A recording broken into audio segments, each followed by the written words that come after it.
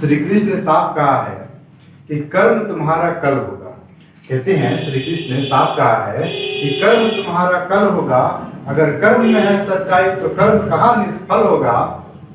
हर एक संकट का हल होगा, वो आज नहीं तो कल होगा। तो चलिए इसी के माध्यम से हम लोग आगे बढ़ते हैं। और इसके पहले वाले क्लास में हम लोग देख चुके हैं उत्तर दर्पण में सिद्ध करें कि F बराबर R/2। अब की बार हम लोग सिद्ध करेंगे अवतल दर्पण में F बराबर R/2। तो चलिए आगे बढ़ते हैं और देखते हैं हमारा क्वेश्चन क्या है। ठीक है, तो चलिए क्वेश्चन हम लोग का है अवतल दर्पण में सिद्ध करें कि F बराबर R/2। इसको हम लोग को सिद्ध करनी है।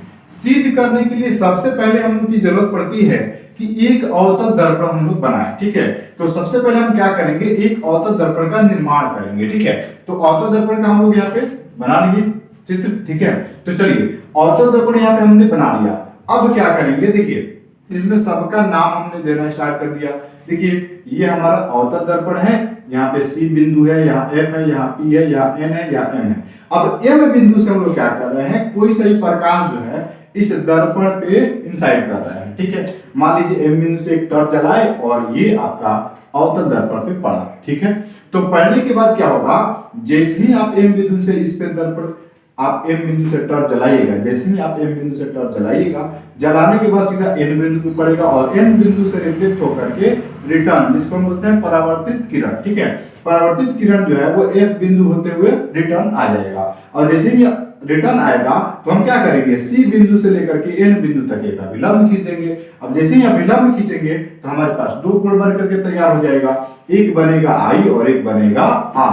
ठीक है, अब ये बना करके हम लोग रहने देंगे। अब देखिए F से लेकर के P तक को दूरी को हम कहते हैं F यानी कि फोकस दूरी, और C से लेकर के P तक के दूरी को कहते हैं वक्रता त्रिज्या। ठीक है, जिसको हम R से लिखते हैं। बस इतना करने के बाद हम लोग बढ़ेंगे आगे और इसको सॉल्व करेंगे। देखिए लिखेंगे जो भी हम इस फिगर में काम किए हैं इन सभी को हम ला करके डिफिनेशन के तौर पे लिखेंगे। देखिए लिखेंगे, माना कि ST एक अवतल दर्पण है, मानकर चल रहे हैं कि S और T हमारा जो है वो क्या है, एक अवतल दर्पण है, जिसमें P ध्रुव है, F मुख्य फोकस है तथा C वक्ता केंद्र तथा प्रधान अक्ष के समानांतर किरण MN पर आपतित होती है। यानी कि प्रधान अक्ष हमारा कौन सा है जी, तो प्रधान अक्ष हमारा है P से लेकर के C तक। ठीक है, ये जो हमारा है प्रधान अक्ष है। अब प्रधान अक्ष के समानांतर जो है वो हमारा M और N है। ठीक है, प्रधान अक्ष से जो रेखा है उसके समानांतर M और N है। और हम जानते हैं कि समानांतर रेखा किसको कहते हैं, यानी कि वैसी रेखा जिसको आगे या पीछे बढ़ाने पर कभी भी एक दूसरा को वह काटे ना। ठीक है, या फिर प्रतिच्छेद ना करे, उसको हम क्या कहते हैं, समानांतर रेखाएं कहते हैं। ठीक है, तो यहाँ पे लिखेंगे प्रधान अक्ष के समानांतर किरण M और N दर्पण पर आपतित होती है। इसको लिख देंगे। अब परावर्तित होकर के लौट जाती है, जैसे ही आपतित होती है तो परावर्तित होकर के लौट जाती है, ये बात लिखेंगे।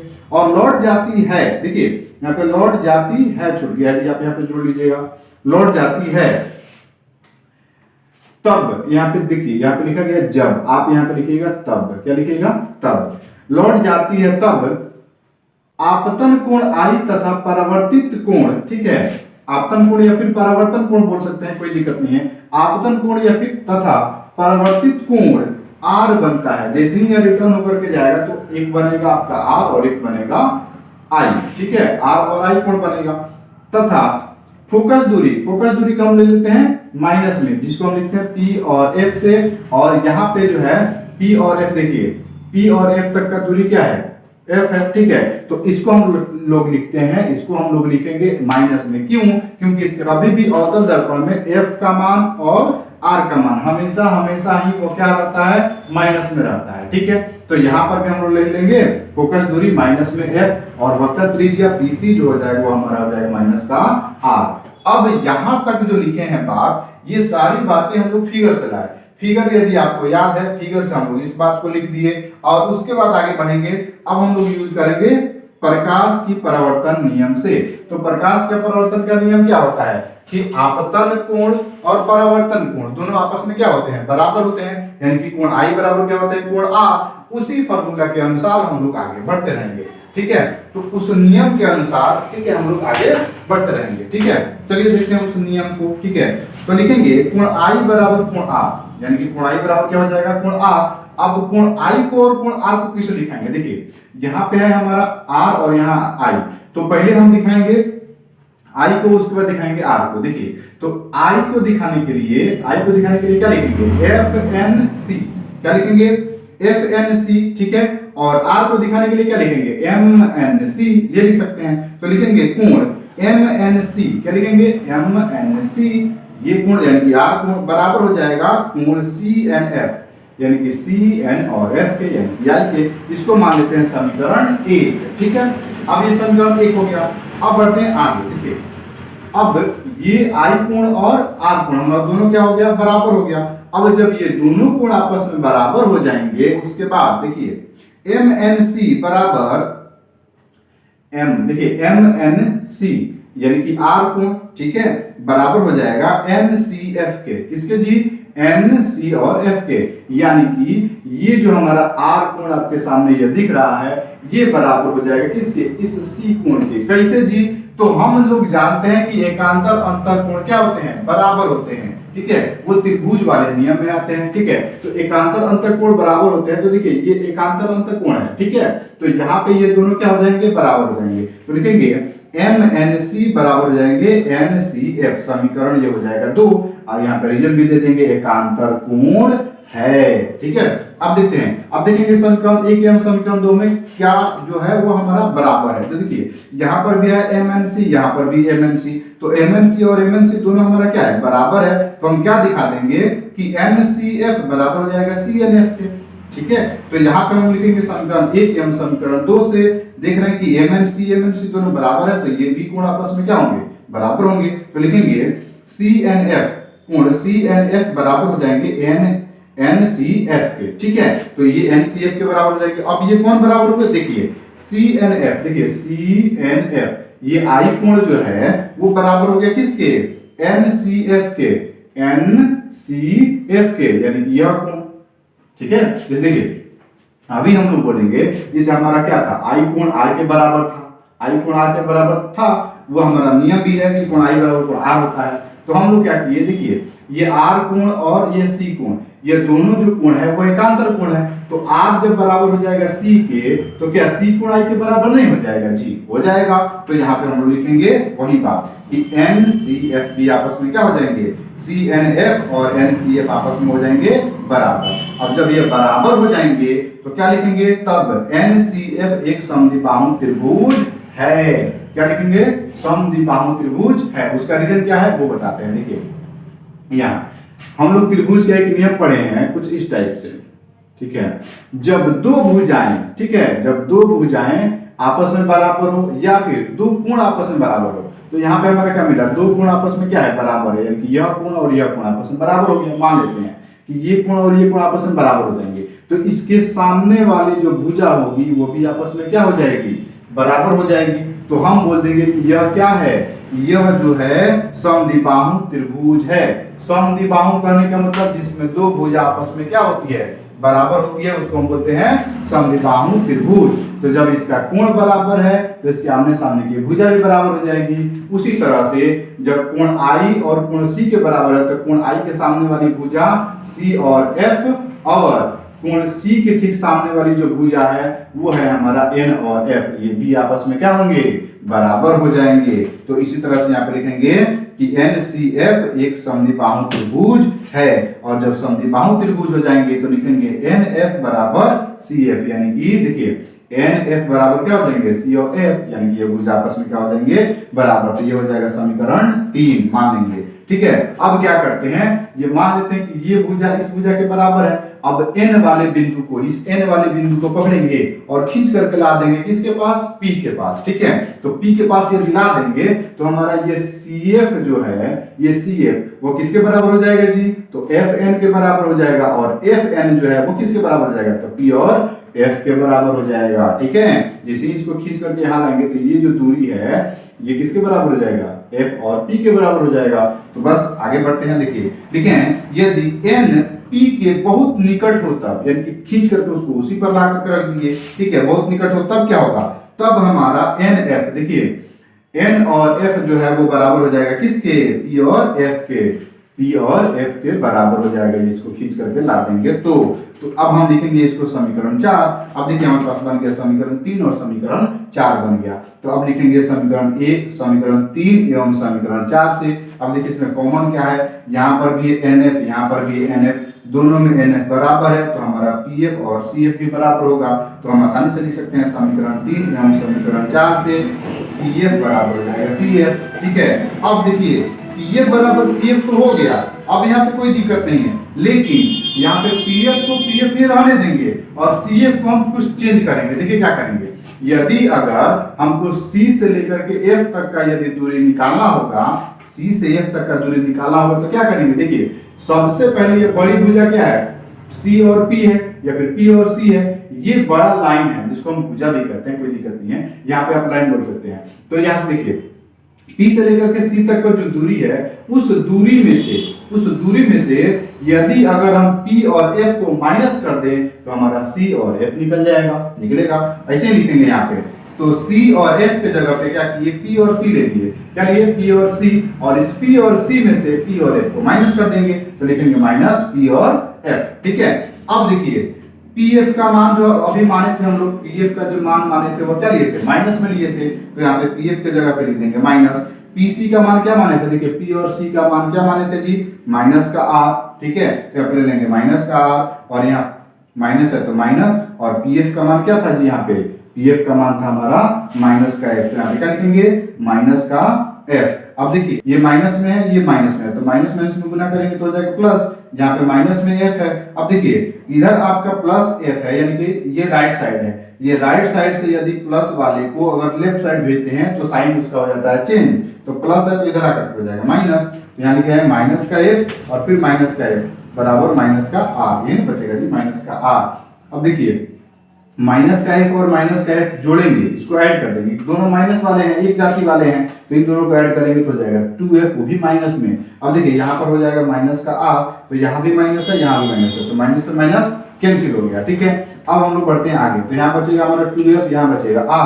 अब इधर 2 जो है वो गुना में है, बराबर के यदि अगर ये लेफ्ट साइड में है, अगर राइट साइड में भेजते हैं तो क्या हो जाएगा, गुना में है तो वो चेंज होता है भाग में, तो हम देखेंगे F बराबर हो जाएगा R/2। यहाँ तक ये हो गया आपका प्रूफ। ठीक है, अब हम लोग इसके आगे बढ़ेंगे। ठीक है, आगे बढ़ेंगे और देखेंगे अवतल दर्पण के सामने विभिन्न दूरियों पर रखकर वस्तु के प्रतिबिंब की किरण आलेख द्वारा दिखाएं या फिर आलेख खींचे, कोई दिक्कत नहीं है। ठीक है, तो सबसे पहले हम लोग लिखेंगे जब वस्तु को अनंत पर रखा जाएगा तब।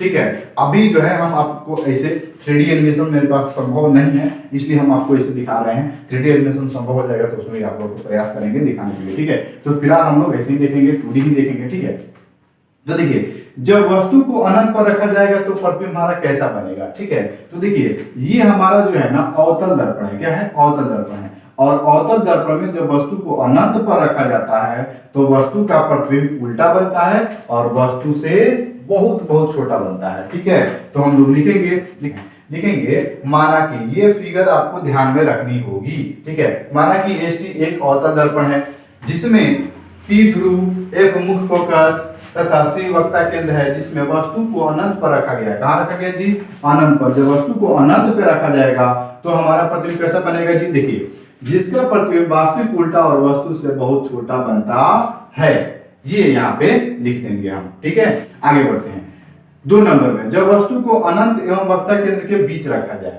जब वस्तु को अनंत एवं वक्ता केंद्र के बीच रखा जाएगा तो हमारा जो प्रतिबिंब बनेगा वो वस्तु से उल्टा बनेगा, यानी कि जो वस्तु हमारा है उससे उल्टा बनेगा लेकिन उस वस्तु से छोटा भी बनेगा। ठीक है, अब देखिए यहाँ पे मान लेते हैं कोई हमारे पास वस्तु है जो कि अनंत और वक्ता केंद्र के बीच है। ठीक है, अनंत और वक्ता केंद्र के बीच है, तो मान लेते हैं यहाँ पे कोई व्यक्ति जो है वो खड़ा हुआ है यहाँ से लेकर के यहाँ तक। ठीक है, M बिंदु पे, ये M उसका हाइट हो गया। ठीक है, यहाँ पे खड़ा, इसका प्रतिबिंब जो है वो अवतल दर्पण पे पड़ा और N बिंदु तक गया। N बिंदु से रिटर्न होकर के देखिए यहाँ पे जो प्रतिबिंब बन रहा है ये हमारा हो जाएगा M डैश, क्या बनेगा M डैश, और ये हो जाएगा A डैश। ठीक है, तो देखिए ये जो प्रतिबिंब बन रहा है ना, यहाँ पे ये रो का निशान जो दिया गया है, ये प्रतिबिंब हमारा देखिए पहले वाले प्रतिबिंब से क्या बना, छोटा बना, और इस प्रतिबिंब के देखिए पहले प्रतिबिंब हमारा ऐसा था लेकिन अभी जो प्रतिबिंब है वो ऐसे बन रहा है। तो उल्टा बन रहा है।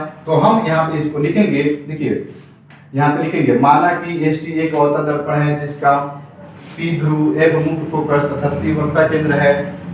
इसमें वस्तु को अनंत एवं वक्ता केंद्र के बीच रखा गया है जिसका प्रतिबिंब वास्तविक उल्टा और वस्तु से छोटा बनता है। इतना लिखना है, बाकी ये हो गया आपका क्लियर। अब बढ़ते हैं 3 नंबर पे। जब वस्तु को वक्ता केंद्र C पर रखा जाएगा तब क्या होगा। देखिए वस्तु को जब कहाँ रखा जाए, C पर, यानी कि वक्ता केंद्र पर रखा जाएगा तो वस्तु का जो प्रतिबिंब बनेगा वो उसी के आकार का बनेगा, लेकिन वस्तु से उल्टा बनेगा। ठीक है, यानी कि वस्तु का उल्टा बनेगा। जैसे मान लीजिए यहाँ पे कोई वस्तु ऐसे खड़ी है और इसको यदि हम रखेंगे वक्ता केंद्र पर रख देंगे, यानी कि C पर रखेंगे, तो इसका प्रतिबिंब तो इसी के साइज के बराबर तो बनेगा लेकिन उल्टा बनेगा। क्या बनेगा, उल्टा बनेगा। जैसे मान लेते हैं यहाँ पे कोई वस्तु है वो सीधे अभी खड़ी है, लेकिन इसका प्रतिबिंब देख रहे हैं कि नीचे बन रहा है, इसी के जस्ट नीचे, लेकिन उल्टा बन रहा है। ठीक है, तो हमारा ये था अवतल दर्पण, इस पे कोई वस्तु था जिसको हम रखे थे C पे, और देख रहे हैं कि इसका प्रतिबिंब क्या बन रहा है जी, उल्टा बन रहा है, लेकिन वस्तु के आकार का बन रहा है। तो लिखेंगे क्या क्या, देखिए लिखेंगे माना कि एस टी एक अवतल दर्पण है जिसमें P हमारा ध्रुव है, F हमारा मुख्य फोकस है तथा इसमें वस्तु को C पर यानी कि वक्ता केंद्र पर रखा गया है जिसका प्रतिबिंब वास्तविक उल्टा और वस्तु के बराबर बनता है। ठीक है, यानी कि वस्तु के बराबर बनता है और इसका प्रतिबिंब वक्ता केंद्र यानी कि C पर ही बनता है, यानी कि C पर ही बनता है। देखिए यानी कि C पर रखेंगे तो C पर बनेगा, यानी कि वक्ता केंद्र पर रखेंगे तो वक्ता केंद्र पर बनेगा, लेकिन वस्तु के बराबर बनेगा कि उल्टा बनेगा। ठीक है, ये प्रतिबिंब से बनता है। अब बढ़ते हैं आगे 4 नंबर में। 4 नंबर में है जब वस्तु को वक्ता केंद्र C एवं मुख्य फोकस के बीच रखा जाए। ठीक है, यानी कि जब वस्तु को वक्ता केंद्र यानी कि C और F के बीच रखा जाए तब प्रतिबिंब कैसा बनेगा, तब हमारा जो प्रतिबिंब बनेगा वो वस्तु के उल्टा तो बनेगा ही बनेगा, वस्तु का उल्टा बनेगा, लेकिन वस्तु के आकार का बहुत अधिक बड़ा बनेगा। ठीक है, ये बनेगा। जैसे आपको दिखाया गया है कि कोई वस्तु है वो हमारा A पे है, A से लेकर के B तक उसका हाइट है और यहाँ पे A के पास वो वस्तु खड़ा है, लेकिन देख रहे हैं जैसे ही यह अवतल दर्पण पे पड़ा इसका प्रतिबिंब बन रहा है A डैश से लेकर के B डैश तक। तो A से लेकर के B डैश तक जो है वो देखिए आपके सामने है। यह A वाले जो हाइट है उनसे इसका हाइट क्या है, अधिक है, अधिक है, और अधिक होने के बाद भी ये उल्टा भी बन रहा है। जैसे मान लीजिए कोई वस्तु ऐसे खड़ी है और इसका प्रतिबिंब यहाँ पे क्या बन रहा है, उल्टा बन रहा है। तो लिखेंगे हम लोग माना कि एस टी एक अवतल दर्पण है जिसमें P ध्रुव और C वक्ता केंद्र तथा F मुख्य फोकस है। इसमें वस्तु को वक्ता केंद्र C और मुख्य फोकस F के बीच रखा गया है जिसका प्रतिबिंब वास्तविक उल्टा एवं वस्तु से बहुत बड़ा बनता है, यानी कि वास्तविक उल्टा और वस्तु से बहुत बड़ा बनता है। ठीक है, तो इतना जो है आपको एकदम क्लियर करनी ही होगी। और तो आज के लिए इतना ही, फिर मिलते हैं अगले वीडियो में, तब तक ले जय हिंद, वंदे मातरम।